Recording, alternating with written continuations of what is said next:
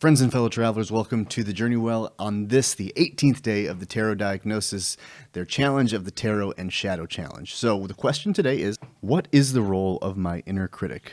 Inner critic, oof. I got a chatty one. I got one that talks a lot, so it'd be interesting to see what that role is. What's the role of my inner critic? The role of my inner critic, I actually got two cards. I was only going to draw one, but I got the Eight of Cups as well as the Tower. And what this tells me is that the best thing about my inner critic is it calls my attention to reflect.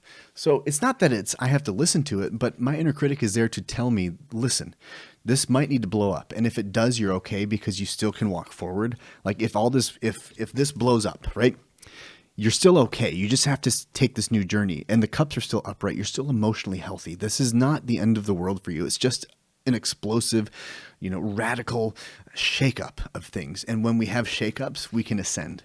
We can't ascend if things don't get shaken up in our lives. If we're stuck in a crazy eight of like active and passive, depressed and aggressive, to escape that pattern, we have to have a shakeup so we can go. We have to have a rupture so that we can ascend. This tower gets the top blown off so we can see up. We can see a new pathway, and then we can take it. So my inner critic is saying, hey, maybe this isn't for you. We just shook it up. Maybe it is. But no matter what, you sit and you think about it, okay? This rotates in your mind. It marinates. It stews. And then you can decide if you need to take a new path, even if that new path is on the same path. It's a restored path.